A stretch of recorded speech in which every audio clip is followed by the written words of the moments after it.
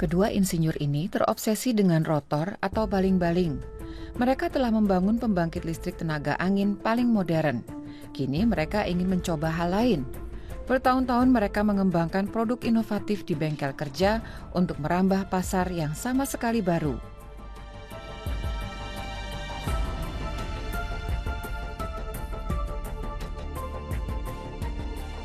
Produk ini tetap menggunakan baling-baling. Kedua penemu merakit helikopter kecil berpenggerak 8 baling-baling. Di bagian tengah mikrokopter terdapat sirkuit listrik rumit yang memungkinkannya terbang setinggi 300 meter. Helikopter mini ini laku keras.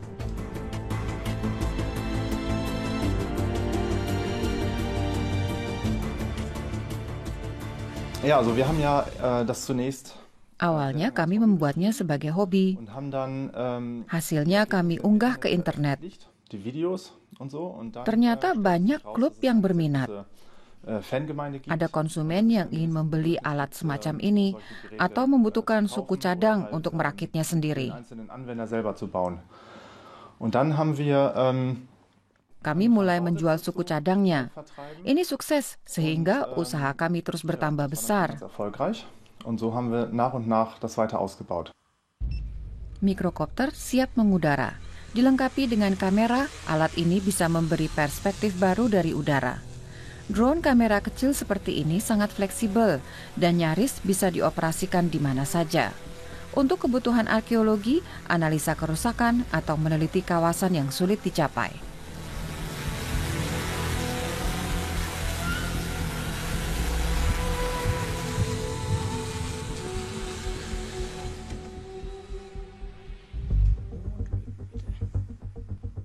Mikrokopter bukan hanya mainan untuk pria dewasa, tetapi juga alat elektronik dengan teknologi tinggi.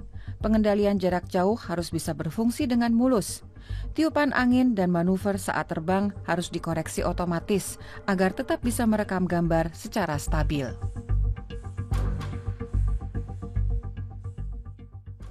Mikrokopter tidak hanya bisa terbang sendiri atau melayang di udara tanpa perlu kendali, tetapi juga bisa menghindari rintangan secara otomatis.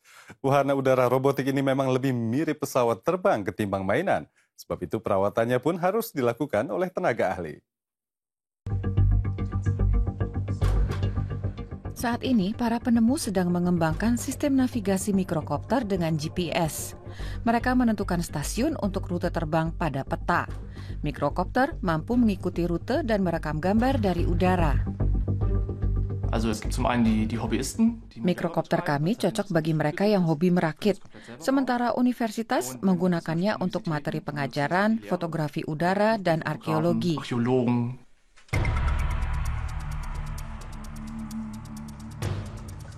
Kini perusahaan startup membutuhkan bagian khusus yang mengurus pengiriman barang. Suku cadang High Systems dipesan dari seluruh penjuru dunia.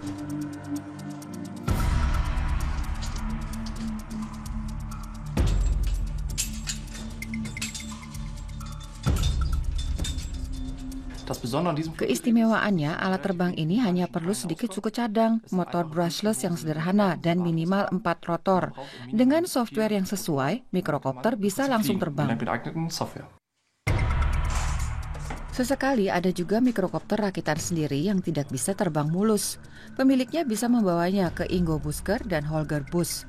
Seperti pria ini, sejak berbulan-bulan mikrokopternya terbang tidak ikut rute yang ditentukan dan seakan bisa jatuh setiap saat.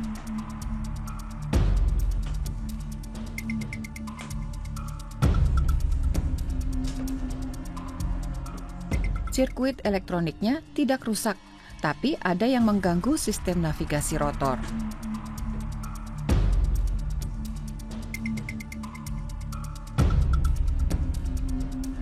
Ternyata ada beberapa kabel listrik yang mengganggu navigasinya.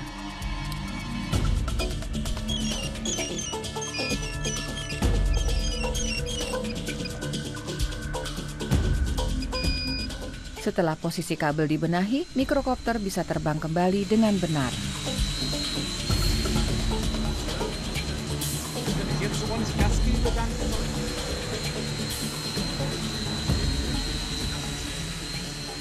In der Vergangenheit hat sich gezeigt, dass ich immer wieder Teknik penggerak dan sistem penyimpanan energi harus dikembangkan, sehingga di masa depan bisa terbang lebih lama dan teknologi kameranya bisa lebih akurat lagi. erwarten können, vermutlich noch präzisere Kameratechnik und so weiter.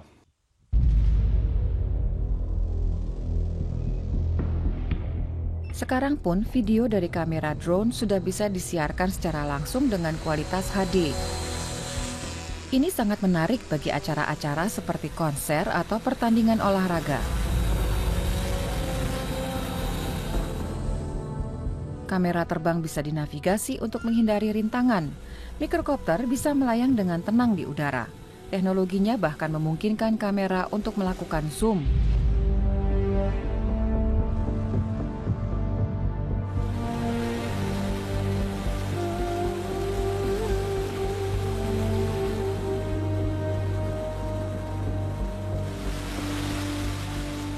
Berkat sistem pemanggilan kembali, mikrokopter akan mendarat tepat di lokasi ia memulai rute penerbangannya.